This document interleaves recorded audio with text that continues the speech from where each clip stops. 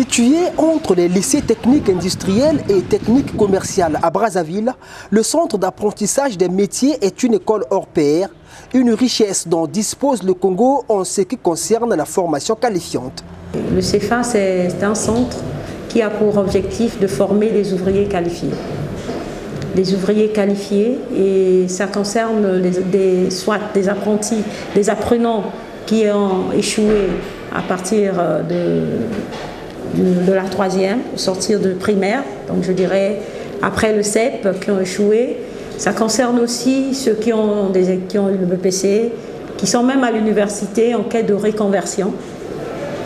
Ceux qui veulent apprendre un métier, même des licenciés. En fait, ça concerne même les entreprises aussi, des employés en entreprise qui veulent se perfectionner. Avec ces 5 bâtiments qui sont en réalité des ateliers d'apprentissage, le CFA offre près d'une dizaine de formations.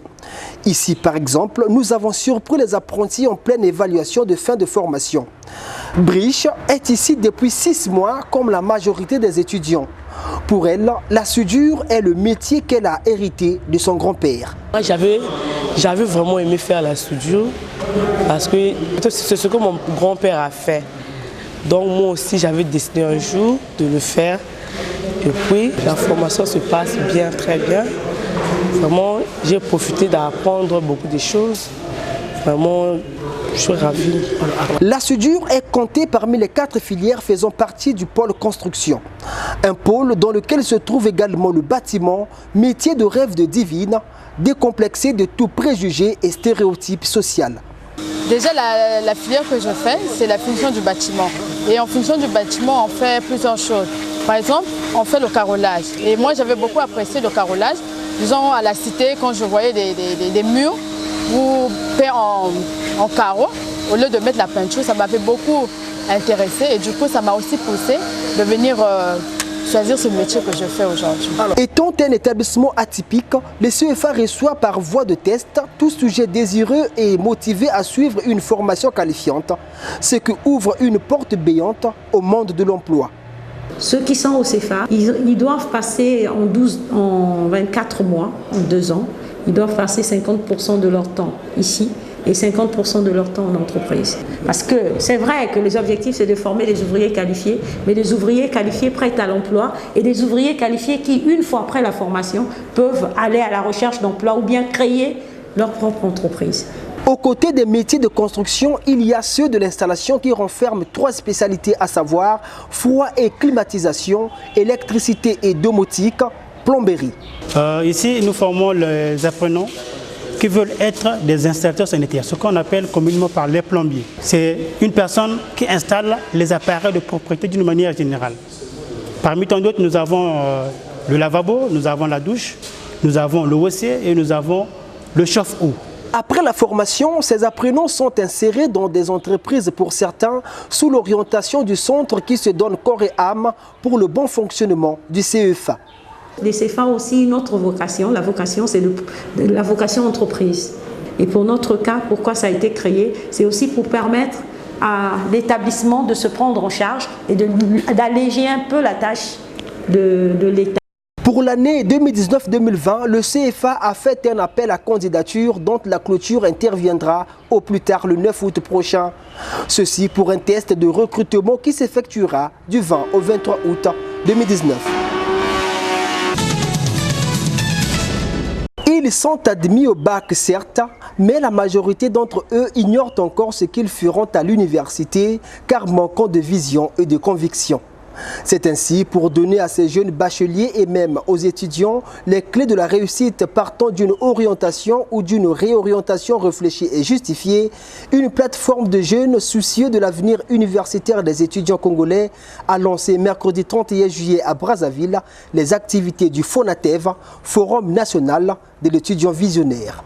L'objectif en mettant le forum, le FONATEV en place est de changer plusieurs mentalités dans le milieu éducatif. Et pour le FONATEV 2019, nous parlons du choix des filières ou des domaines de formation après le bac ou la licence. Donc nous sommes là pour montrer aux gens, en fonction de leurs compétences, en fonction de leurs projets d'avenir, comment choisir le bon domaine. Pour l'ouverture de ce forum, Dorey Konda et ses pairs associent le CFA, Centre d'éducation, de formation et d'apprentissage des métiers du bâtiment.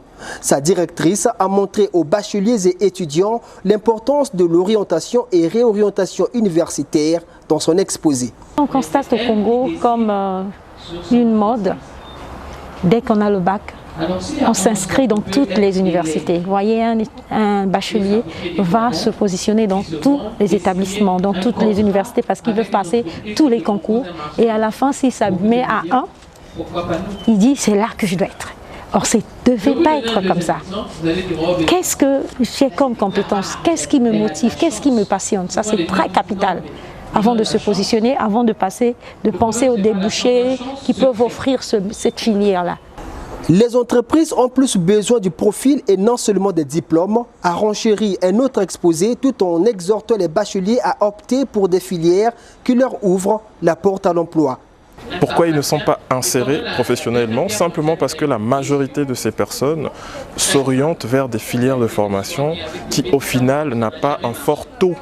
Le marché de l'emploi n'a pas forcément besoin de ces compétences. Du coup, on se retrouve avec des gens formés, diplômés, mais dont les compétences n'arrivent pas à rejoindre le marché de l'emploi.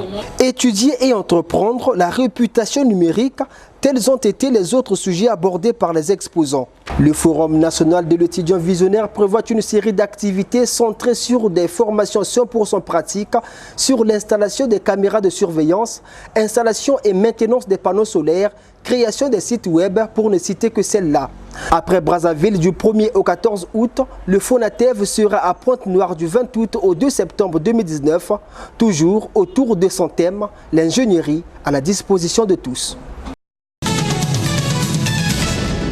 Évaluation et perspective. C'est sous ce thème que se tiennent depuis ce jeudi à Brazzaville les travaux de la première session du Conseil national constitutif de la coordination des diplômés des écoles professionnelles de l'enseignement. 2 jours durant, les participants vont examiner et adopter les textes fondamentaux, évaluer le protocole d'accord signé avec le gouvernement ce 27 septembre 2018. Pour Jean-Steve Timba qui a fait l'historique de la structure, la CEDEP qui a totalisé 5 ans vise l'intégration de tous les finalistes des écoles de l'enseignement. En 2014, la promotion 2013 refuse d'adhérer à une structure syndicale dont je tais le nom ici et va accepter de fédérer avec la promotion 2014 ENES en octobre 2014 pour former la coordination de l'ENES. Un jour, pendant une réunion de la dite coordination, nous avons pensé élargir le mouvement en contactant les camarades Bonigé Lufuma Kibinda, alors responsable de CEDNI, qu'il dirigeait déjà. Nous nous sommes retrouvés et accordés sur nos objectifs communs, jusqu'à créer une structure le 28 novembre 2014, dénommée Coordination des diplômés des écoles professionnelles d'enseignement, en sigle CEDEP. Après plusieurs propositions faites par les camarades Sembe, Madila, Nzaba, Moufoujevi, Mabika Itra, Ketou Mariat, Marius, Lélé Gildas et bien d'autres. Ouvrant les travaux, le président de la commission d'organisation de ces assises, Herman Zabagila, a tout simplement demandé aux participants d'être sereins tout au long des échanges. Chers conseillers, chers invités, face à la situation actuelle, nous devons aller au-delà de l'émotion en vue de donner de la cohérence à nos aspirations, ainsi qu'à nos actes. Les enseignants volontaires, bénévoles, et prestataires, tous nous devons être unis face à notre destin. Sur ce, je nous invite à être courageux en quittant la peur, car le temps du destin est peut-être là. Il faut le saisir sans complexe et avec confiance. Notons que les travaux de cette session seront clôturés le samedi prochain. C'est dans une atmosphère empreinte de fraternité et de confiance mutuelle que Denis Sassou Nguesso et Macky Sall se sont entretenus ce vendredi à Dakar, la capitale sénégalaise. Le chef de l'État congolais, en visite d'amitié en terre sénégalaise, a largement échangé avec son homologue Macky Sall sur les questions de coopération bilatérale, mais aussi sur les grands sujets de l'actualité africaine. Une rencontre au sommet qui s'inscrit dans le cadre des consultations permanentes entre les deux dirigeants sur les questions d'intérêt commun. Aussi Macky Sall qui s'approprie sans détour l'engagement de Denis Sassou Nguesso pour le rayonnement du continent et de l'Afrique, a-t-il salué la sagesse et le leadership de son homologue congolais. Alors je voudrais dire l'honneur que le président Denis Sassou Nguesso fait au Sénégal chaque fois qu'il en a l'occasion de s'arrêter à Dakar, une journée, 2 journées. Parfois on aimerait le garder plus longtemps, puisque c'est à chaque fois l'occasion d'échanger avec lui sur des sujets d'intérêt majeur pour l'Afrique, principalement, mais aussi des sujets qui concernent la coopération bilatérale. Et vous le savez, le président Sassou Nguesso fait partie aujourd'hui de ce qu'on peut appeler les sages du continent, de par son expérience. Il a quand même vécu des situations très très importantes sur le continent. Je parle depuis la bataille contre l'apartheid jusqu'au fléau des temps modernes, la lutte contre le terrorisme, la lutte contre les faux médicaments, la protection du bassin du Congo, les batailles sur l'environnement, toutes ces batailles aujourd'hui qui nous concernent, mais aussi les batailles d'hier. Et comme le monde est en perpétuel recommencement, il est toujours très intéressant de pouvoir tirer profit de son expérience, de son amitié et de sa générosité. Denis Sassou Nguesso, qui s'est dit satisfait de l'accueil qui lui a été réservé au Sénégal, s'est réjoui de revoir une fois de plus le chef de l'État sénégalais après la rencontre qu'ils ont eue les mercredis et jeudi dernier à Nouakchott en Mauritanie. C'est toujours un plaisir et un honneur pour moi d'être ici à Dakar. Bon, j'aime la ville et son peuple. Très accueillant. Je sais que le peuple sénégalais me le rend bien aussi. Voilà. Et donc, je n'aurais pas pu quitter Nouakchott, survoler Dakar et puis me retrouver à Brazzaville. C'est presque impossible. Il y a simplement la relation humaine aussi, le plaisir pour moi d'être à Dakar. Je me sens bien ici, mais je suis chez moi. C'est en début d'après-midi de ce vendredi 2 août 2019 que le président de la République, Denis Sassou Nguesso, a donc quitté le sol sénégalais au terme d'une visite amicale de 48 heures.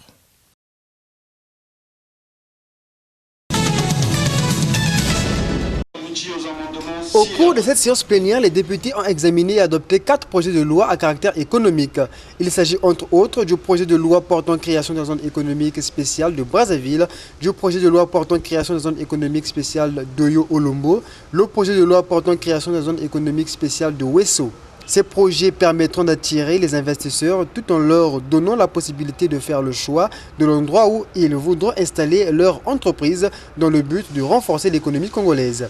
Le présent projet de loi précise les spécificités liées à la superficie et aux coordonnées géographiques de cette zone économique spéciale, les activités éligibles, ainsi que le caractère d'utilité publique des travaux à y entreprendre.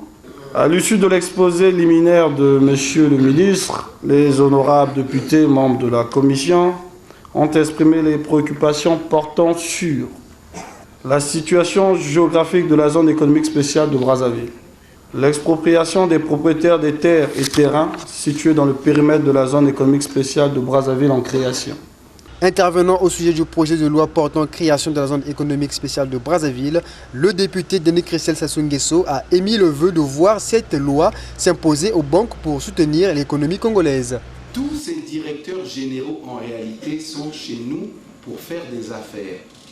Donc si nous ne profitons pas de la loi pour imposer à ces directeurs généraux étrangers de financer notre activité, je ne vois pas pourquoi, en réalité, ces directeurs le feraient. La preuve, aujourd'hui, ils ne financent pas notre économie.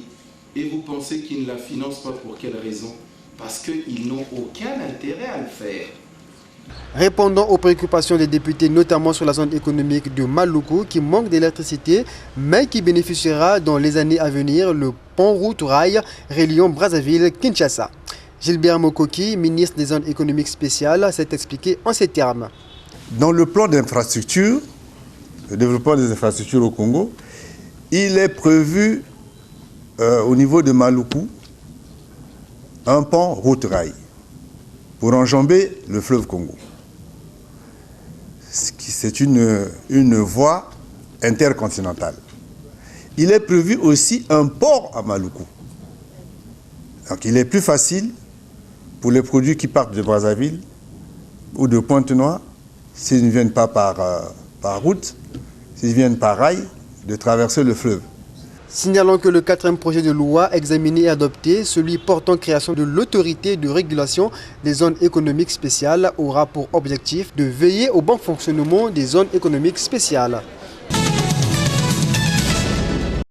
Comment booster le football congolais? La question était au centre de la réunion que le ministre des Sports et de l'Éducation physique Hugues Ngouélondélé a eu ce vendredi à Brazzaville avec le comité exécutif de la Fédération congolaise de football. Au cours de cette rencontre, Hugues Ngouélondélé a indiqué quelques points qui constitueraient un blocage pour le football congolais. Ces points sont ici énumérés par Jean Ganga, conseiller au sport du ministre. Il y a l'absence d'un plan d'action. Et il souhaiterait, n'est-ce pas, avoir de votre part ce plan d'action pour votre mandat de 2019 à 2022. Essayez de vous rappeler que depuis la journée de réflexion du football du 24 avril 2001 à Brazzaville, dont certains volets restent d'actualité, les remèdes ont été proposés, n'ont pas eu les effets escomptés. Ce qui s'est imposé à vous, la navigation a vu, et le football national a payé le prix de cet amateurisme. Absence chronique d'informations sur les fonds reçus de la FIFA, programme Forward, et sur les rétributions de la CAF en rapport avec les classements honorables obtenus par les équipes nationales et les clubs représentatifs lors des compétitions qu'elle organise chaque saison sportive. Prenant la parole, le ministre des Sports et de l'Éducation physique a demandé aux membres de la FECOFOOT de redoubler d'efforts afin d'atteindre des bons résultats. Nous devons tous ici reconnaître que notre football en particulier a quelques soucis dans son organisation et dans son fonctionnement. Mais pour que nous puissions réussir dans le futur, parce que le football marche correctement, il nous faut serrer les coudes et travailler en symbiose au quotidien pour pouvoir obtenir les résultats escomptés. Signalons qu'une nouvelle rencontre est prévue entre les deux parties dans les jours à venir pour trouver des pistes de solutions sur les faiblesses constatées au niveau de la FECOFOOT.